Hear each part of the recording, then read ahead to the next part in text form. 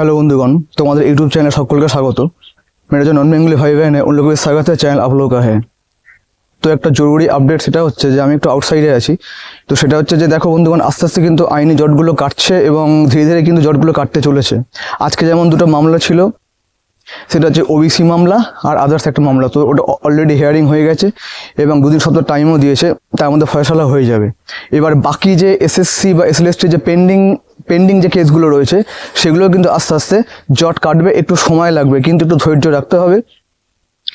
আর বাকি তো আমাদের ফোর্থকামিং এই যেটা শুনানি রয়েছে সেটা হচ্ছে যে আমাদের যে 6 জানুয়ারি যে হিয়ারিংটা রয়েছে, ঠিক আছে, সেটা হচ্ছে আমাদের যে 10 নম্বর যে মার্কসটা, ঠিক আছে, এটা মনে হচ্ছে যে ফাইনাল একটা রায় দিয়ে দেবে বা একটা ভার্ডিক্ট দিয়ে দেবে। এটা পেন্ডিং রাখবে না, এটা এক্সপেক্টেড কি এটা পেন্ডিং রাখবে না, কারণ পেন্ডিং কিন্তু কোনো কিছুই রাখছেন না। আজকে কিন্তু অলরেডি হিয়ারিং হয়ে গেছে ওবিসি এবং 3 সপ্তাহ টাইমও দিয়েছে বললাম, ঠিক আছে।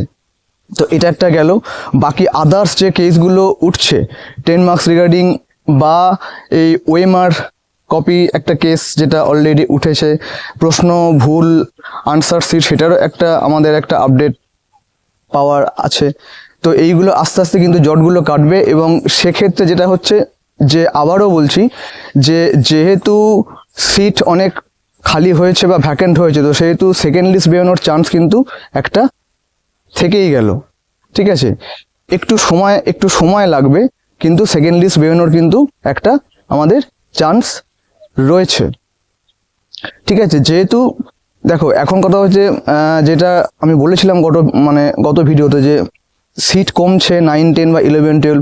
দেখো সিট কমছে বাড়ছে এটা কোনো ইস্যু হয়ে দাঁড়াবে না, কারণ অলরেডি গেজেটে তো বলা আছে যে আপডেটেড সিটে নিতে হবে। তো সেক্ষেত্রে এইটা কোনো রকম মনে হয় না যে কোনো রকম কোনো জট পাকাবে বা কিছু করবে, সেটা একটু লাগবে।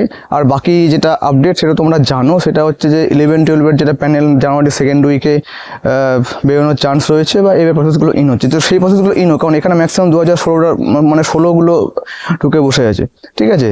তো সেক্ষেত্রে প্রসেস ইন হোক, প্রসেস কমপ্লিট হোক, এটা এক্সপেক্টেড, ঠিক আছে। আর বাকি যেগুলো যেরকমভাবে চলছে সেগুলো চলুক, আস্তে আস্তে জট কাটবে, এটা আমাদের একটা আশা।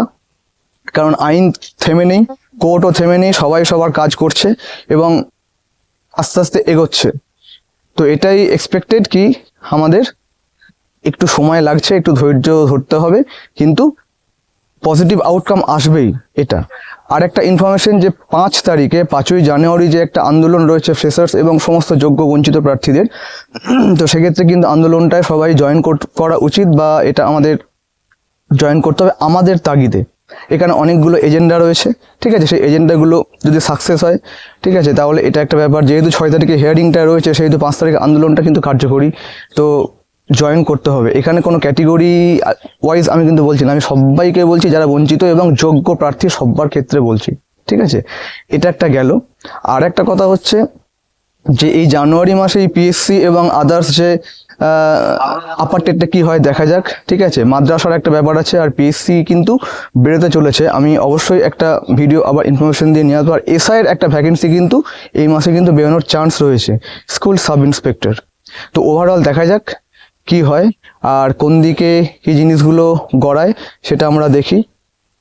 আর আবারও বলছি যে পজিটিভ কিছু আসবে, এটা কিন্তু এক্সপেক্টেড এবং I am sure of that, ঠিক আছে। পজিটিভ কিছু আসতে চলেছে, সেটা যে ওরিয়েন্টেড যা কিছু হোক না কেন, ঠিক আছে। এইটুকু আমি জোর দিয়ে বলতে পারি, কারণ সবকিছু প্রসেস ইন রয়েছে, চলছে, আস্তে আস্তে হিয়ারিং হচ্ছে, আস্তে আস্তে জটগুলো কাটতে চলেছে, আরও কাটবে, ঠিক আছে। এই মুহূর্তে নেগেটিভ হয়ে লাভ নেই বা কোনো হয়ে লাভ নেই। দেখা যাক আমাদের কি হয় বা কি আউটকাম আসে, এইটুকুনি বলার ছিল। আর আমার ডেসক্রিপশন বক্সে আমি টেলিগ্রাম গ্রুপ লিঙ্ক এবং হোয়াটসঅ্যাপ চ্যানেল লিঙ্ক আমি দিয়ে রাখছি, ঠিক আছে। ওখানে কোর্টের ডকুমেন্টারি আপডেটগুলো আমি অ্যাজ এ প্রুফ দিয়ে থাকি, কোর্ট আপডেটগুলো সেগুলো।